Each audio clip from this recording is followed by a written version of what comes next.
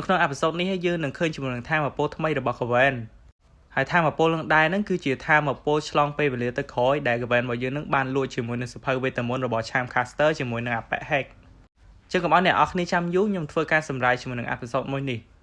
ដែលបើអេពីសូតរបស់យើងមកនឹងគឺយើងឃើញថា Kaven នឹងបានពាក់ជាមួយនឹងកៅអៅ Lucky Girl របស់គាត់ដើម្បីទៅលួចជាមួយនឹងសភៅវេទមន្តរបស់ Hake ជាមួយនឹង Charmcaster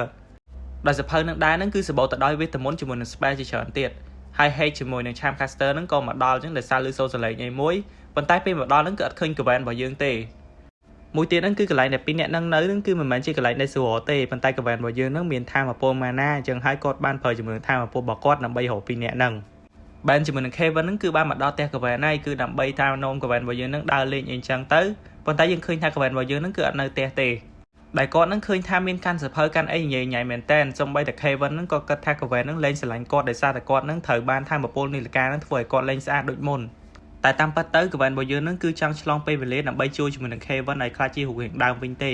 ប៉ុន្តែនៅពេលដែលចង់ប្រើជាមួយនឹងថាមពលមួយហ្នឹងគឺយើងឃើញថា Dr. Paradox គឺគាត់បានមកដែលគាត់នឹងបានហាម Kaven កុំឲ្យប្រើជាមួយនឹងថាមពលហ្នឹងដែលគាត់បាននិយាយទៅកាន់ Kaven ថាការឆ្លងពេលវេលាហ្នឹងគឺជាអ្វីដែលមិនល្អទេបើសិនជា Kaven ហ្នឹងធ្វើអីខុសមួយពិភពលោករបស់យើងនឹងអាចមានដល់មហន្តរាយហើយគាត់និយាយមួយទៀតថាបើសិនជាវាខ្លាំងពេកគាត់ក៏អាចជួយជាមួយនឹង Kaven ហើយ band របស់យើងបានដែរទោះបីជាគាត់នឹងមានថាមពលឆ្លងពេលវេលាក៏ដោ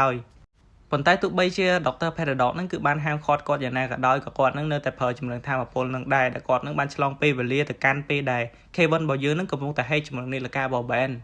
ហើយខ្លួនគាត់នៅពេលអនាគតហ្នឹងគឺមកដល់ជួបជាមួយនឹងខ្លួនគាត់នៅអតីតកាលបន្ទាប់មកបាននិយាយរឿងទាំងអស់ដើម្បីបញ្ជាក់ថាខ្លួនឯងហ្នឹងគឺជា Kaven ពិតមែនមិនមែនជា alien ឬក៏អីទេអញ្ចឹងហើយ Kaven នៅអតីតកាលហ្នឹងគឺប្រើថាមពលម៉ាណារបស់ខ្លួនហ្នឹងដើម្បីទាញ band ជាមួយនឹង Kaven ចេញកុំឲ្យហេតុជាមួយនឹងនីលកាហ្នឹងបន្ទាប់មកក៏បានប្រើថាមពលរបស់ខ្លួនហ្នឹងឆ្លងទៅកាន់អនាគតកាលវិញហើយយើងឃើញថាអនាគតកាលហ្នឹងគឺមានរឿងមួយដែលចម្លែកខ្លាំងមែនតើ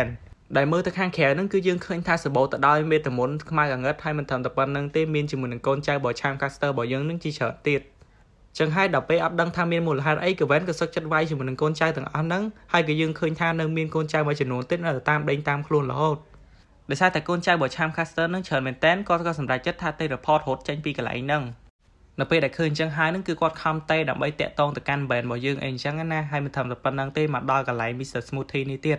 ប៉ុន្តែ band របស់យើងនឹងគឺអត់ឆ្លើយតបជាមួយនឹងគាត់ទេទោះបីជាគាត់នឹងបានជួយជាមួយនឹងមនុស្សជាច្រើនក៏ដោយក៏អត់ឃើញ band របស់យើងនឹងចេញមកជួយដែរបន្ទាប់មក Kaven ក៏បានទៅដើររកជាមួយនឹង Kaven ប៉ុន្តែឃើញឡានរបស់ Kaven របស់យើងនឹងគឺខ្ទេចខ្ទីអស់តែនិយាយថាវាពិតជាមានរឿងអីកើតឡើងហើយបើអញ្ចឹង Kaven មិនទុកឲ្យឡានរបស់ខ្លួននឹងខ្ទេចដល់ថ្នាក់ហ្នឹងទេហើយចំណែកអាទីក្រុង Bellwood ទាំងមូលនឹងឃើញថាមានជាមួយនឹងឈ្មោះ Hake ជាមួយនឹង poster របស់ Hake នឹងច្រើនខ្លាំងមែនតើហើយ Dr. Paradox នឹងក៏បាននិយាយថានេះគឺជាមូលហេតុដែលគាត់ចង់ឲ្យ Kaven របស់យើងនឹងប្រើថាមពលឆ្លងពេលវេលាទៀ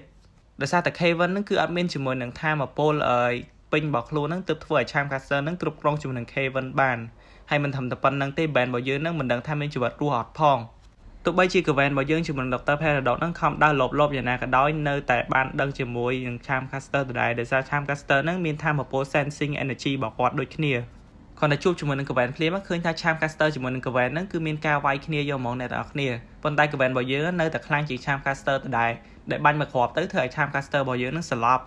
គាត់នឹងចង់មកលួចសភៅដើម្បីកែពេលវេលាទៀតហើយប៉ុន្តែអបិហេកនឹងគឺនៅចាំកន្លែងនឹងឯងហើយ Charmcaster នឹងបានបញ្ជាជាមួយនឹង Kaven មិនត្រឹមតែប៉ុណ្្នឹងទេបញ្ជាជាមួយនឹងកូនចៅជាច្រើនដើម្បីចាប់ Kaven របស់យើងយកទៅឃុំទុកហើយឃើញថា Kaven នឹងគឺអត់ដឹងខ្លួនទេទោះបី Kaven របស់យើងនឹងខំនិយាយយ៉ាងណាក៏ដោយនៅពេលដែលខ្លួនកំពុងរត់នឹងស្រាប់តែឃើញជាមួយនឹង band របស់យើងនៅក្នុង form របស់ Spider Monkey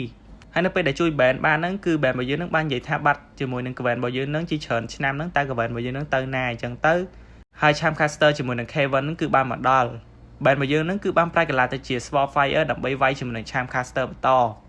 ចឹងហើយ4អ្នកហ្នឹងគឺបានវាយគ្នាអ្នកទាំងអស់គ្នាប៉ុន្តែចុងក្រោយហ្នឹងគឺ Kaven របស់យើងជាមួយនឹង band ហ្នឹងនៅតែអាចវាយឈ្នះជាមួយនឹងពួកហ្នឹងបានប៉ុន្តែនៅពេលដែលអបិហេកហ្នឹងមកដល់គឺឃើញថា Kaven របស់យើងហ្នឹងគឺពិបាកវាយខ្លាំងមែនទែនដោយសារវេទមន្តអបិហេកហ្នឹងខ្លាំងជាង Kaven របស់យើង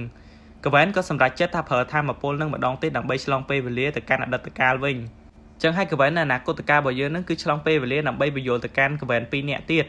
តនៅពេលដែលនិយាយគ្នាចាប់អស់ហើយគឺយើងឃើញថាអតីតកាលរបស់ Kaven របស់យើងហ្នឹងគឺសម្រាប់ចិត្តថាឲ្យ Kaven របស់យើងនៅហេតុជាមួយនឹងនីលកានឹងតទៀតត្រឡប់មកវិញគឺ Kaven របស់យើងនៅមុខអក្រក់ដដែលនឹងឯងហើយ Dr. Paradox នឹងក៏បានបញ្យល់ទៅ Kaven ដែរថា Kaven របស់យើងនឹងបានធ្វើអីខ្លះដើម្បីចង់ជួយជាមួយនឹង Kaven ចឹងហើយ Kaven នឹងក៏បានដឹងរឿងទាំងអស់ហ្នឹងក៏ដឹងថា Kaven នឹងស្រឡាញ់ Kaven ប៉ុណ្ណា hai episode របស់យើងនឹងគឺចាប់ត្រឹមហ្នឹងអ្នកនរគ្នាបើសិនអ្នកនរគ្នាចូលចិត្តវីដេអូរបស់ខ្ញុំ complete ជួយ like ជាមួយនឹង subscribe ផងហើយបើចង់ support នេះគឺជា ABA របស់ខ្ញុំអញ្ចឹងអរគុណអ្នកទាំងអស់គ្នាខ្លាំងមែនតើសង្ឃឹមថាអ្នកនរគ្នានឹងតែងតែបន្តមើលវីដេអូខ្ញុំតទៀត Goodbye